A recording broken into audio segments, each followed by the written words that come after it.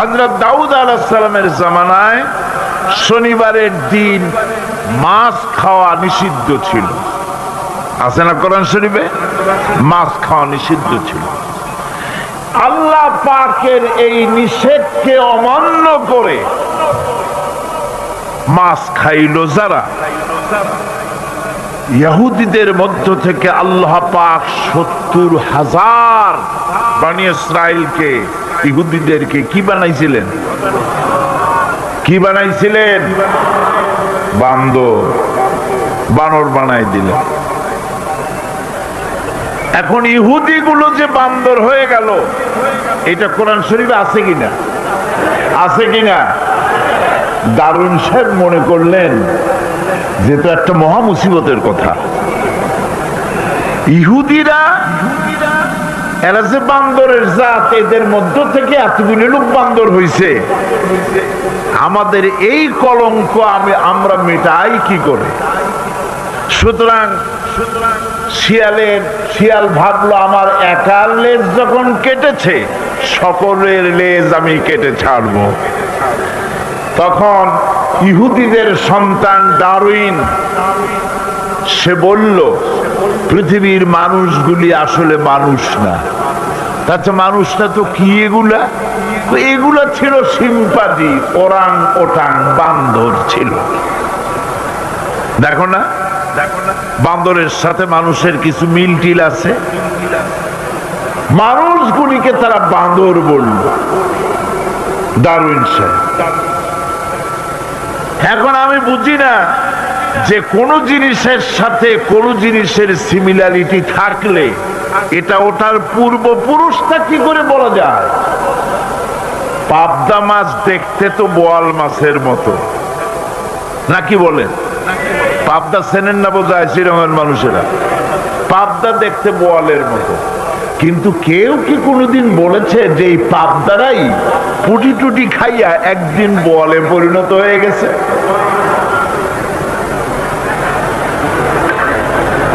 এটা কখনই বলা হয় না। সুতরাং বানরের সাথে মানুষের মিল ডারউইন সাহেব কোথায় খুঁজে পেলেন আমি জানি না। তিনি বললেন কি, এই মানুষগুলি আসলে ছিল বাঁদর, তাদের পাছায় ছিল লেজ। তারা দাঁড়াতো গিয়ে কিসের উপরে থাকতো? ডালে ডালে ঘুরতো, তারপরে পাছায় লেজের উপরে ঘা লাগলো, এরপরে একদিন লেজ তার খসে পড়ে গেল। সেদিন থেকে এই লেজবিহীন মানুষে পরিণত হলো। আসলে মানুষ ছিল সব বান্দর। নাউজুবিল্লাহ মিন যালিক। ইহুদিদেরকে লক্ষ্য করে আল্লাহ পাক বলছেন, নিজেদের জাতির সেই সব লোকদের ঘটনা নিশ্চয়ই তোমাদের মনে আছে যারা নাকি শনিবার দিনের বিধানকে অমান্য করেছিল, মাছ খেয়েছিল। এই মৎস্য নিষিদ্ধ মৎস্য ভক্ষণ করার কারণে কতগুলো বান্দর হইল? ৭০,০০০। এই ৭০,০০০ লোকই কিন্তু মাছ খায় নাই। তিনটা ভাগ হয়ে গিয়েছিল। কয়টা ভাগ হয়েছে? তিনটি ভাগ হয়েছে বনি ইসরায়েলের মধ্যে। এক ভাগে মৎস্য খেলো, খুব বুদ্ধি করে খেলো তারা। মানুষ তো বুদ্ধি দারুণ। তারা চিন্তা করলো শনিবারে মাছ যখন খাওয়া নিষেধ, তো শনিবারের দিন মাছ যখন আসবে কেনারায় একটা বেড়া দিয়ে রাখবে, এমন করে শনিবারে এসে ঢুকবে, বাইরেতে পারবে না। রবিবার দিন ওইটারে ধরিয়ে ধরিয়ে মজা করে খাবো। নিষিদ্ধ মৎস্য ভক্ষণ করলো, এই হলো এক শ্রেণী। ২ নম্বরে মাছ খায়ও নাই, নিষেধ করে নাই কাউকে। ৩ নম্বরে মাছ খায় নাই, বরং আল্লাহর এই নিষিদ্ধ ব্যাপারটি জানায় দিয়েছে, খবরদার আল্লাহ নিষেধ করেছেন মৎস্য খেও না। তাহলে কয়টা ভাগ হলো? ৩টি ভাগ। রব্বুল আলামিন ইহুদিদের মধ্য থেকে যারা নিষিদ্ধ মৎস্য, নিষিদ্ধ দিনে মৎস্য যারা ভক্ষণ করলো তাদেরকে, আর যারা মাছ খায় নাই, নিষেধ করে নাই, এই দুই শ্রেণীকে একত্রিত করে সবগুলারে গোষ্ঠী শুদ্ধা রাতারাতি বানর বানাইয়া দিলেন। তার অর্থ কি? এর দ্বারা বোঝা গেল হক কথা বলতে হবে। অন্যায় চুপ করে যদি সহ্য করেন, অন্যায় যে করে আর অন্যায় যে সহে, দুজনই কি? দুজনই সমান পাপী। আপনাকে নিষেধ করতে হবে, অন্যায়ের বিরুদ্ধে আপনাকে কথা বলতে হবে। ওই বোতল খাইয়া এরকমের মত উনি প্রকাশ করেছিলেন, আল্লাহই ভালো জানে। কোরআন শরীফে এই ঘটনাটা আল্লাহ পাক উল্লেখ করেছেন। আল্লাহ রাব্বুল আলামিন বলেন, وَلَقَدْ عَلِمْتُمُ الَّذِينَ اعْتَدَوْا مِنْكُمْ فِي السَّبْتِ فَقُلْنَا لَهُمْ كُونُوا قِرَدَةً خَاسِئِينَ। যারা বিপদের কারণ, গুনাহের কারণ, শুধু ওরাই ধ্বংস হবে না, যারা সহ্য করবে তাদেরকেও আযাবের মধ্যে নিবতিত হতে হবে। একটা দৃষ্টান্ত দিলে বুঝবেন।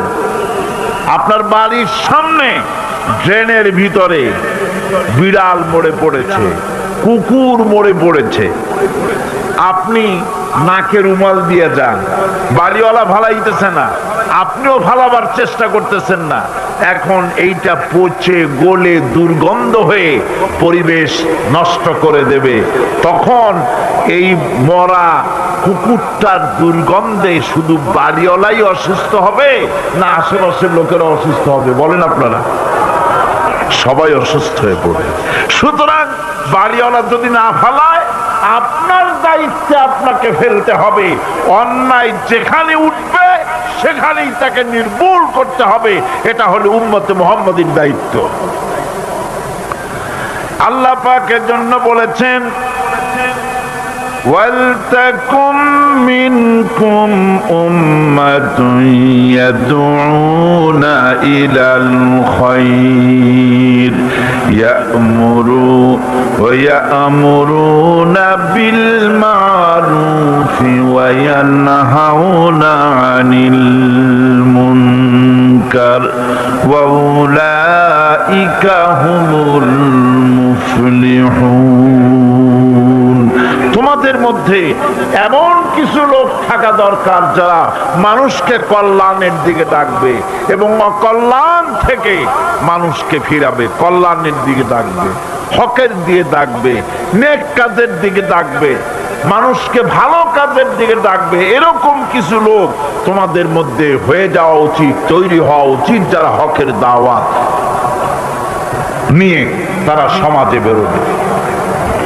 কারণ মুসলমানেরা হলো আমাদের সম্পর্কে আল্লাহ পাক বলেছেন, কুনতুম খায়রা উম্মাতিন উখরিজাত লিন-নাসি তা'মুরুনা বিল মা'রুফি ওয়া তানহাউনা আনিল মুনকার।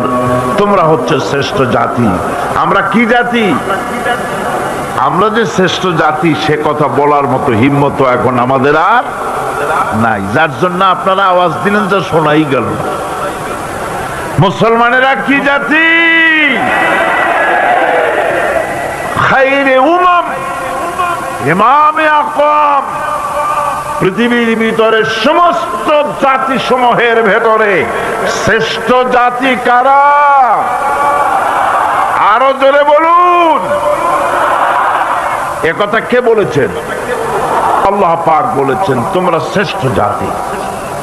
তোমাদের দায়িত্ব হচ্ছে তা'মুরুনা বিল মা'রুফ ওয়া তানহাউনা আনিল মুনকার। তোমাদের দায়িত্ব হচ্ছে ভালো কাজের আদেশ করবে, অন্যায় কাজ থেকে মানুষদেরকে ফিরাবে। এটা হচ্ছে তোমাদের দায়িত্ব। এই দায়িত্ব যদি আমরা পালন করতাম, তাহলে আমাদের সমাজের ভেতরে এই অন্যায় অসত্য টিকে থাকতে পারত না। আমরা মানুষকে ভালো কাজের আদেশ দেই না। ভালো কাজের আদেশ দিতে হলে ক্ষমতায় থাকতে হয়।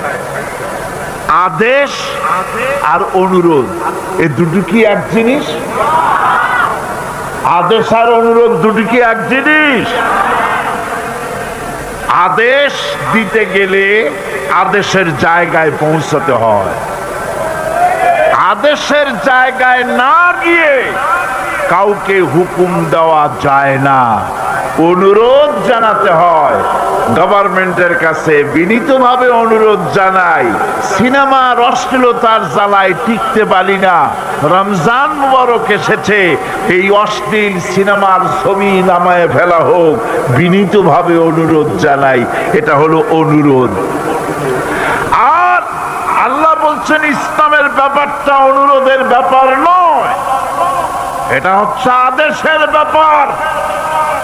ক্ষমতায় এমন লোক পাঠাতে হবে যে রমজান মাস এলে পরে অর্ডার দেবে, সিনেমার সমস্ত ছবি আর গান বন্ধ করে দাও। হোটেলের কোনো দরজা খোলা থাকতে পারবে না, কোন খাবারের দোকান মুসলমানদের খোলা থাকতে পারবে না। এটা হচ্ছে অর্ডারের কাজ। তা'মুরুনা বিল মারুফ, আমর, হুকুম, অর্ডার। অনুরোধ করে হয় না, এটা আদেশ দেওয়ার মাকামে যেতে হয়। সেই আদেশের মাকামে আমরা কি যেতে পেরেছি? পারি। আমাদের অবস্থা হচ্ছে মোল্লার দৌড় মসজিদ পর্যন্ত। এই কথাটা যে কে শুনাইছে আল্লাহ জানে। मोल्ला को जो मिला है मस्जिद में सजदे की इजाजत, मुल्ला को जो मिला है मस्जिद में सजदे की इजाजत, नालायक समझते हैं यही इस्लाम की आजाद। মৌলভী সাহেব মসজিদের ইমামতি পাইছেন আর মনে করেছেন যে আমি ইসলামের স্বাধীনতা পেয়ে গিয়েছি। ডিজি সাহেব যদি দাওয়াত দেয়, মন্ত্রী সাহেব যদি দাওয়াত দেয়, আনন্দ অস্থির হয়ে যায়। আরে বাপরে, ডিসি দাওয়াত দিছে, কি সোজা কথা, মরি কি বাঁচি, উঠি কি পড়ি। ওই জায়গা পার্লামেন্ট, সেক্রেটারিয়েট, বঙ্গভবন যেদিন কোরআনের দখলে আসবে, সেই দিন অর্ডার দিয়ে অন্যায়কে বন্ধ করা সম্ভব হবে।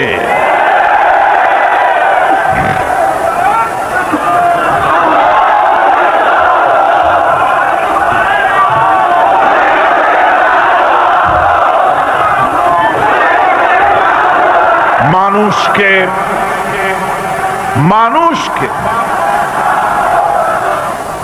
হকের দাওয়াত দিতে হবে।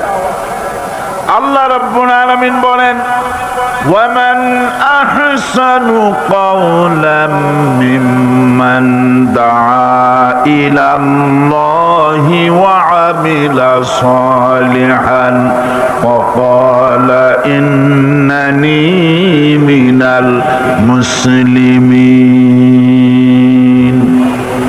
ওয়ামান আহসানু কাওলাম মিম্মান দাআ ইলাল্লাহ, ওর থেকে ভালো কথা আর কার হতে পারে যে ব্যক্তি মানুষকে আল্লাহর দিকে ডাকে। সুবহানাল্লাহ গণ, সুবহানাল্লাহ বলেন।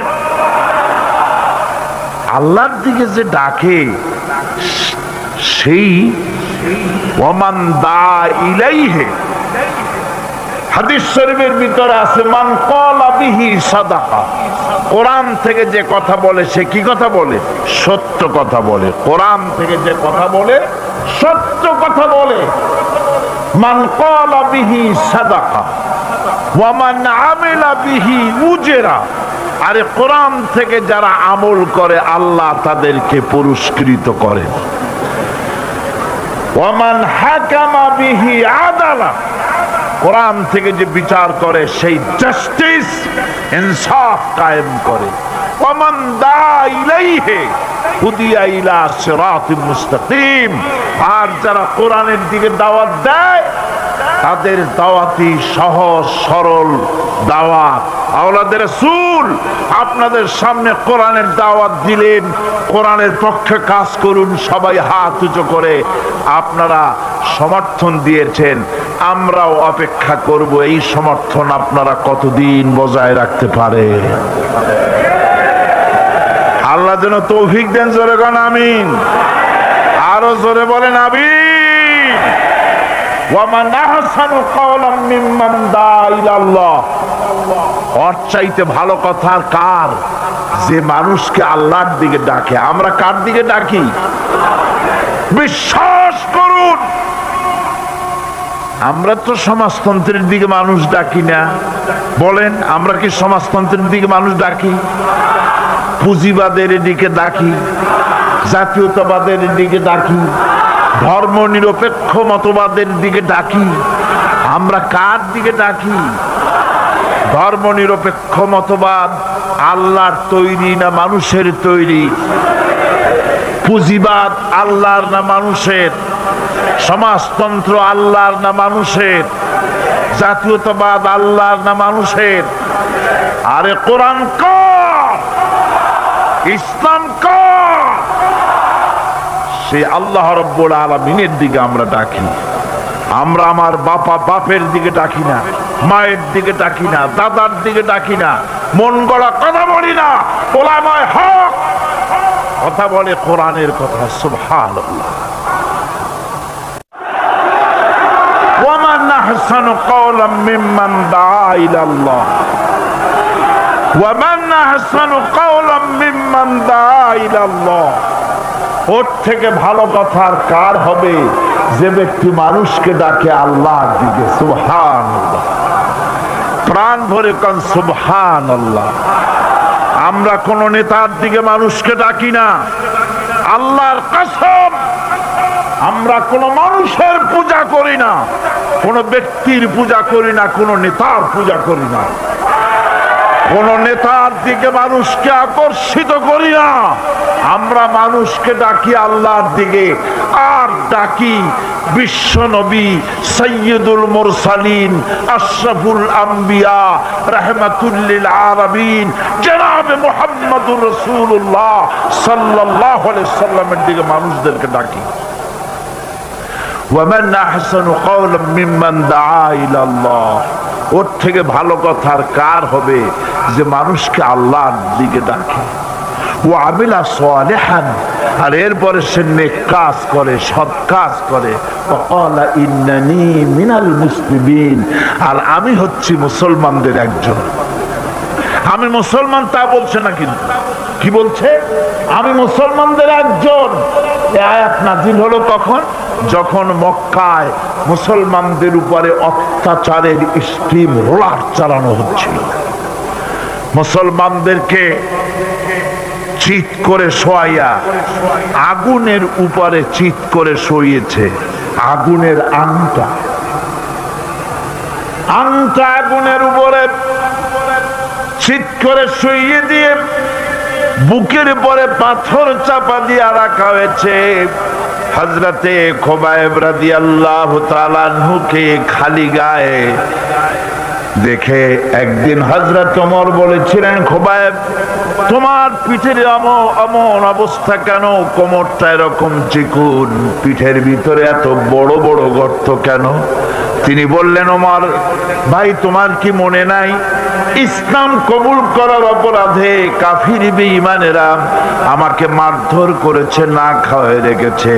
তারপরেও যখন ইসলাম আমাকে দিয়ে ছাড়াতে পারলো না, তখন আগুন জ্বালালো, আংটা আগুন বিছায় দিয়া আমাকে চিৎ করে শুইয়া দিয়া আমার বুকের উপরে পাথর চাপা দিয়া রাখলো।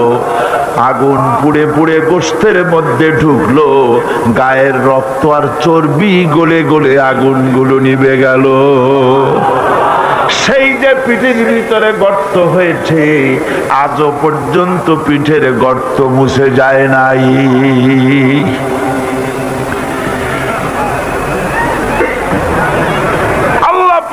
বলছেন ওয়াকালা ইন্নানি মিনাল মুসলিমিন।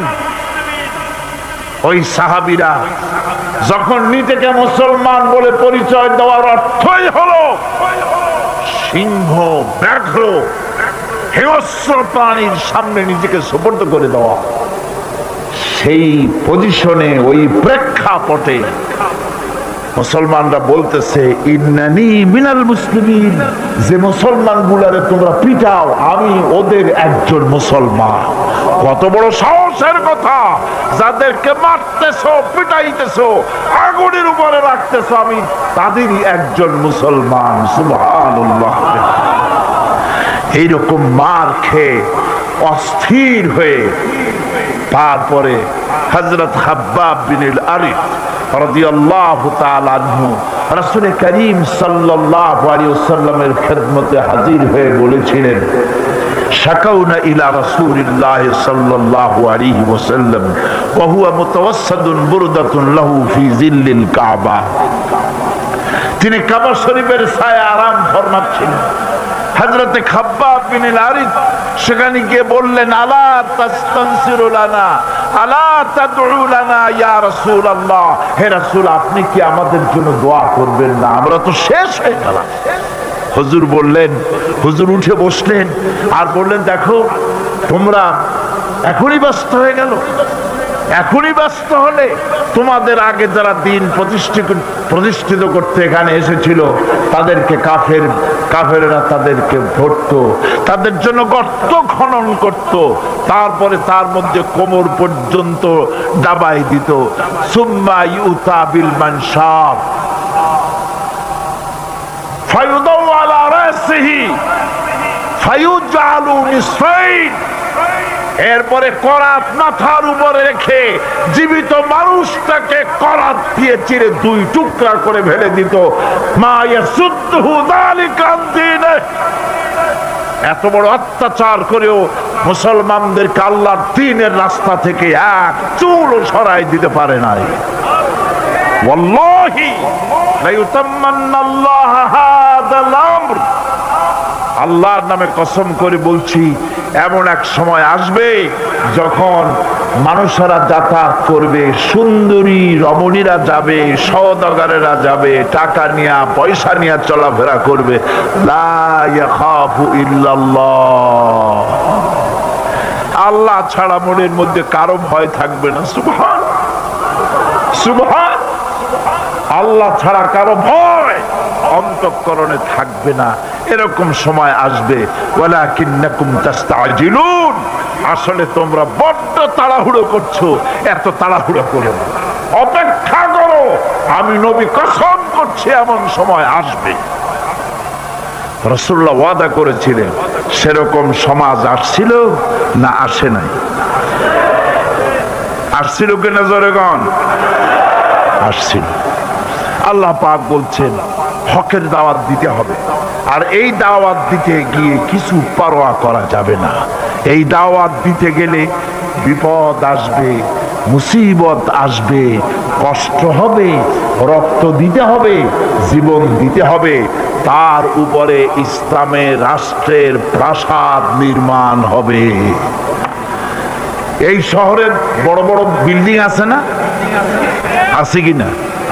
এই বিল্ডিং গুলির কাছ থেকে আপনি হেদায়েত নিতে পারেন। বিল্ডিং এর কাছ থেকে হেদায়েত নেবেন কি? বিল্ডিং এর কাছ থেকে হেদায়েত নেবেন, বিল্ডিং তৈরি করতে গিয়ে কিছু ইট ভেঙ্গে চুড়ে টুকরা টুকরা হয়ে মাটির তলে যেতে হয়েছে নাকি হয় নাই? মাটির তলে যে ইট গুলি গেল, সেইটারা যদি বলতো আমরা মাটির তলে যাব না, আমরা উপরে থাকবো, যাতে করে বাজারের রং আমার গায়ে লাগে, এইটা যদি বলতো, তাহলে বিল্ডিং কি তৈরি হইতে পারত? বিশাল একটা বিল্ডিং, 100 তলা বিল্ডিং তৈরি করতে গিয়ে শত সহস্র ইটকে টুকরা টুকরা হয়ে মাটির তলায় মাদফুন হতে হয়েছে। তার উপরে বিল্ডিং এর ফাউন্ডেশন হয়ে গেল, তার উপরে বিরাট বিল্ডিং দাঁড়ায় গেল। ইসলামের বিল্ডিং যদি বানাতে চাই, ইসলামের রাষ্ট্রের ইমারত যদি করতে চাই, আপনার মতো আমার মতো হাজারো লাখো মানুষকে শহীদ হয়ে মাটির তলায় চলে যেতে হবে। এরকম শাহাদাতের উপরে ভিত্তি করে ইসলামের ইমারত গড়বে, নইলে হবে না।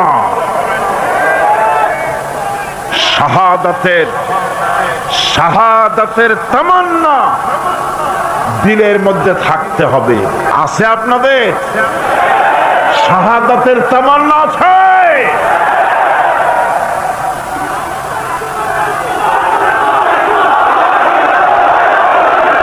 বুখারী শরীফে এসেছে,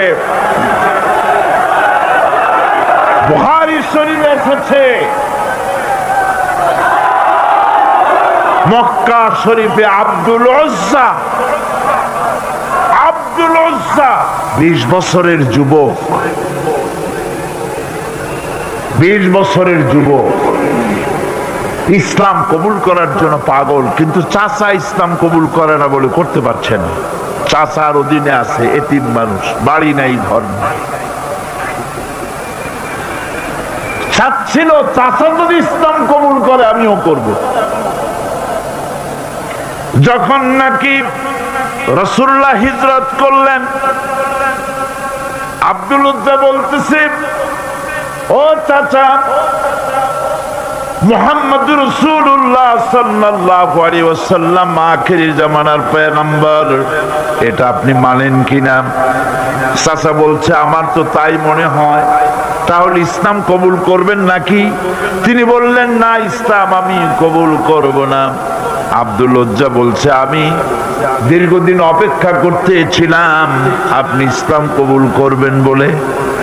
আপনি যখন করবেন না, আপনি সাক্ষী থাকেন, আমি আমার কথা ঘোষণা করে দিলাম, আমি মুসলমান হয়ে গেলাম। লা ইলাহা ইল্লাল্লাহু মুহাম্মাদুর রাসূলুল্লাহ।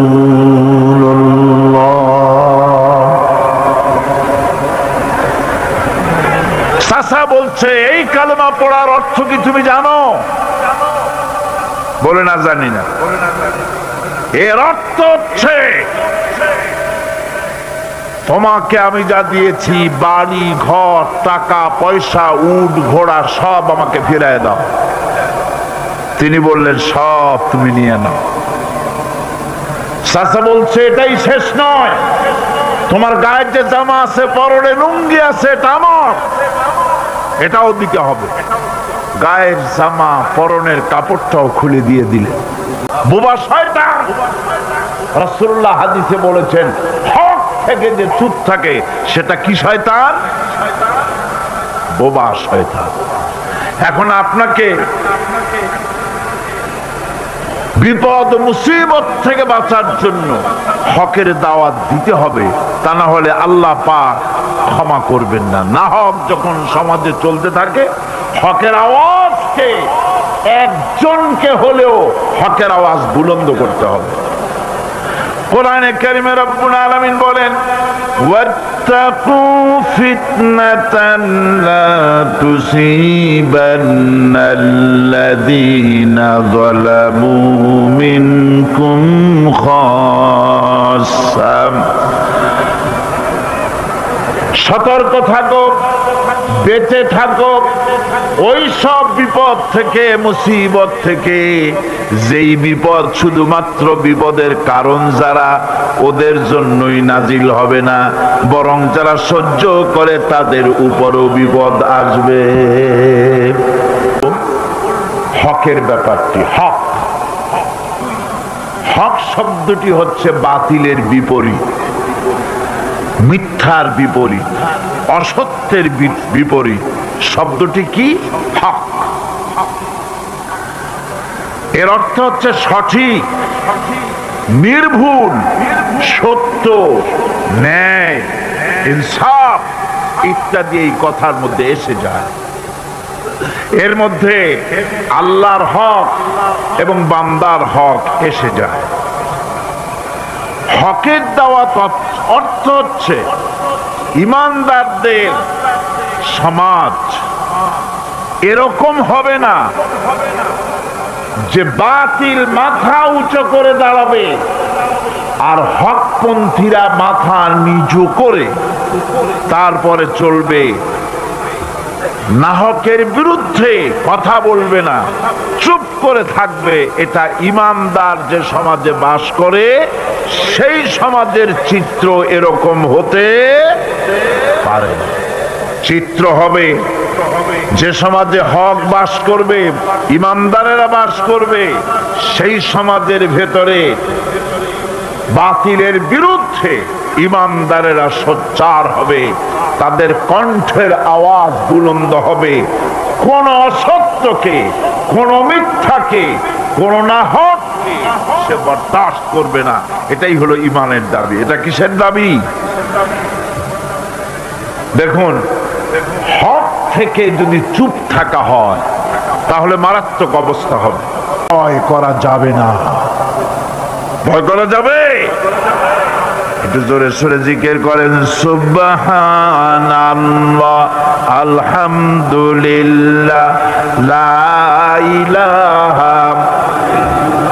আরো জোরে, সুবহানাল্লাহ।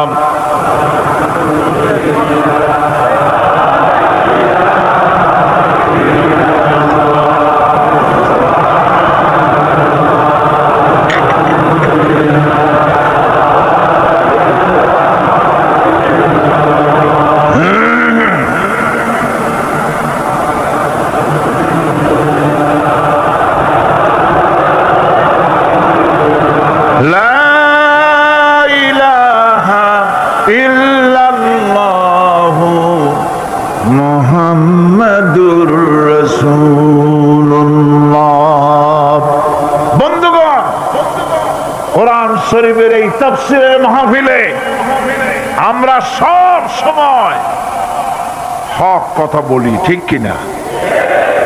20 বছরের ইতিহাস তার সাক্ষী। দেশি বিদেশি আন্তর্জাতিক দুনিয়া মুসলিম নির্যাতনের, মানবতা নির্যাতনের বিরুদ্ধে আমরা কোরআনের মাহফিল থেকে কথা বলে থাকি, ঠিক কিনা? আমি আগেই বলেছি, আক্ষরিক অর্থে এ মাহফিল কোন রাজনৈতিক দলের মাহফিল নয়, এটা কোরআনের মাহফিল। জোরে বলেন, কিসের মাহফিল? আর কোরআনের মাহফিল থেকে যদি হক কথা বলা না হয় তাহলে হক কথা বলা হবে কোথায়, ঠিক কিনা? মুনাজাতের পর আযান হবে বা জামাতে সার নামাজ আদায় করে যাবেন। আল্লাহুম্মা আমিন। রব্বানা যালামনা আনফুসানা ওয়া ইন লাম তাগফির লানা ওয়া তারহামনা লানাকুনান্না মিনাল খাসিরিন। রব্বানা লা তুযিগ কুলুবানা বা'দা ইয হাদাইতানা ওয়া হাব লানা মিন লাদুনকা রাহমাতান ইন্নাকা আনতাল ওয়াহ্হাব। আয় আল্লাহ তাআলা, বিশাল এই জনসমুদ্র নিয়ে, তোমার অগণিত বান্দা বান্দাদের নিয়ে তোমার দরবারে হাত তুলেছি। আয় আল্লাহ, দয়া করে আমাদের জিন্দেগীর সমস্ত গুনাহ খাতাকে মাফ করে দাও। রব্বুনা আমিন। আমাদের মধ্য থেকে যাদের মা বাপ দুনিয়া থেকে জন্মের মতো বিদায় হয়ে গেল, আয় আল্লাহ, আমাদের মা বাপের কবরগুলিকে জান্নাতের টুকরা বানায়া দিও। রব্বির হামহুমা কামা রব্বায়ানি সগীরা। সবাই পড়েন, রব্বির হামহুমা কামা রব্বায়ানি সগীরা। আয় আল্লাহ রব্বুল আলামিন,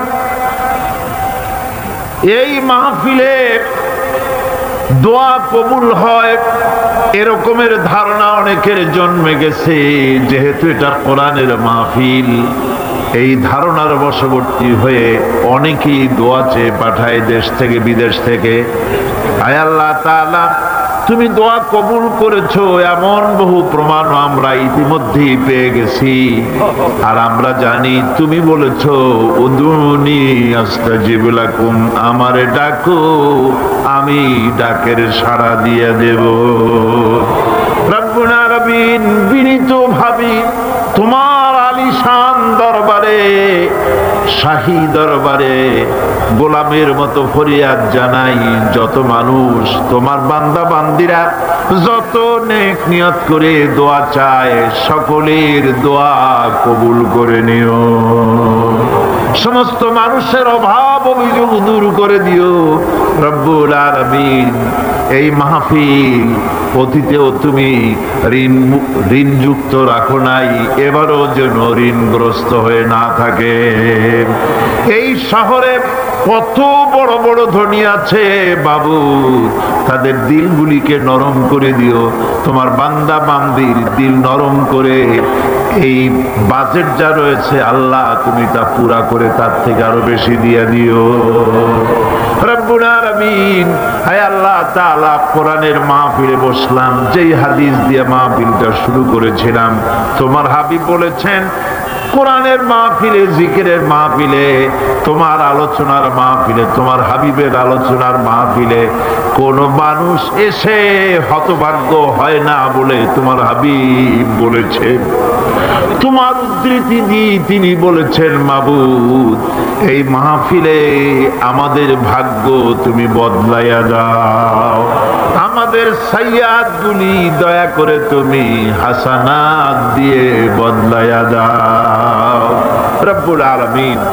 সমস্ত আলেম ওলামাদের হায়াত দারাজ করে দাও।